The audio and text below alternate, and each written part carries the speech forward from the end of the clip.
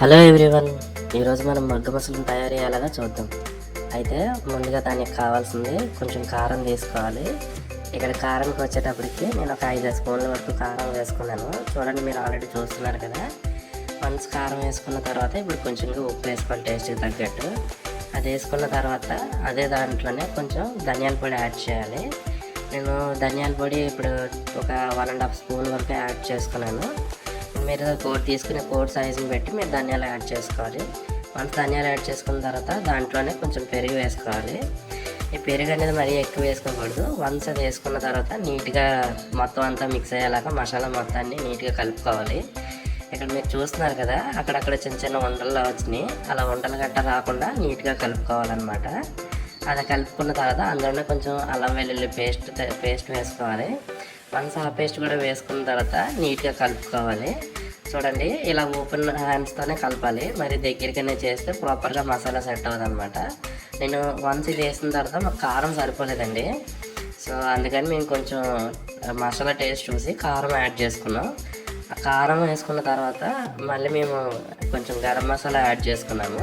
So garam masala మరీ ఎక్కువ add చేసుకోకండి, మీకు తక్కువ మరీ ఎక్కువ వేసుకుని చేసి వస్తుంది. ఇప్పుడు ఈ మ్యారినేట్ చేసుకున్న దాంట్లో 1 kg చికెన్ ఉన్నది కదా, దాన్ని నీట్గా వాష్ చేసుకొని ఈ మ్యారినేట్ చేసిన దీంట్లో మసాలాను తీసి నీట్గా కోడి మొత్తాన్ని నీట్గా అప్లై చేసుకోవాలండి.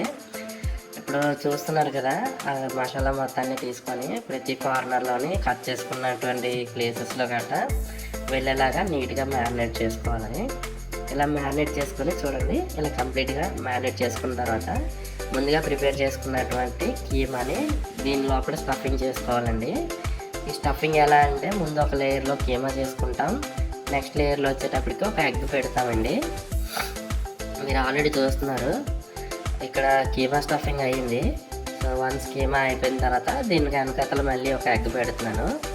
ఎగ్ అయిపోయిన తర్వాత సేమ్ ఇదే ప్రాసెస్ రిపీట్ చేయాలండి హోల్ కంప్లీట్ అయ్యేంత వరకు. వన్స్ కంప్లీట్ అయిన తర్వాత ఒక మంచి తాడు తీసుకొని కాళ్ళు అది నీట్గా కట్టాలండి. అది మొత్తం బయటకు రాకుండా సేమ్ అది నెక్కి కూడా నీట్గా వెళ్ళేలా చూడాలి. సో ఇలా నీట్గా కట్టుకున్న తర్వాత నీట్గా చూసుకోండి ఒకసారి ప్రాపర్గా వచ్చిందో లేదో. వన్స్ అయిన తర్వాత వేడి నూనెలో ఇప్పుడు ట్రై చేసుకున్నటువంటి చికెన్ ఉన్నది కదండి, దాన్ని నీట్గా ప్రాపర్గా ఫ్రై చేసుకోవాలి. అది ఫ్రంట్ అండ్ బ్యాక్ ఫ్రై చేయాలండి. ఇది అయ్యేలోపు మనం ఈలోపు గ్రేవీ ప్రిపేర్ చేసుకుందాం. ఈ గ్రేవీలో ముందుగా కావాల్సింది ఏంటంటే ఉల్లిపాయలు, టమాటాలు, పచ్చిమిరపకాయలు, కొంచెం కారం వేసుకొని ఇప్పుడు చూస్తున్నారు కదా, ఈ కన్సిస్టెన్సీ వచ్చేంత వరకు కుక్ చేయాలి. వన్స్ అది వచ్చిన తర్వాత చికెన్ని ఇందులో డిప్ చేసుకోవాలండి. సో డిప్ చేసిన తర్వాత మీరు చూడొచ్చు ఇక్కడ ఆల్రెడీ ఆ డిప్ క్రీమ్ అది అంతా థిక్గా వచ్చిందని. దాంట్లో కొంచెంగా తయారైన గ్రేవీని ఆ చికెన్ మీద కొంచెంగా స్పూన్తో పెట్టుకొని వేసుకోవాలండి. ఒక సైడ్ బ్యాక్ కుక్ అవుతూనే in the same way top నుంచి కూడా కొంచెం ఈ హీట్ అయిన గ్రేవీ అనేది కొంచెంగా వేసుకుంటే చికెన్ పైన కూడా లోపలికి వెళ్ళి కొంచెం బాగా కుక్ అవుతుందండి. ఇలా 2 వైపులా కుక్ చేసుకోవాలి. చూడండి, ఇలా 2 వైపులా కుక్ చేసుకున్న దాని తర్వాత దాని మీద కొంచెంసేపు మూత పెట్టి కాసేపు మగ్గనివ్వాలండి. వన్స్ అది మగ్గిన తర్వాత కొత్తిమీర వేసుకొని దించుకోవాలండి. ఇంతే, చాలా సింపుల్ అండి. ఈ ప్రాసెస్ మొత్తాన్ని మీరు చూసి మీకు నచ్చితే మీరు కూడా ఈ సండే ట్రై చేయండి. వన్స్ ఇది ఇలా కంప్లీట్ అయిన తర్వాత మీ ప్లేట్ కుక్ అయిన ముసలు మొత్తం కోన్ తీసుకొని ప్లేట్లో తీసుకోండి.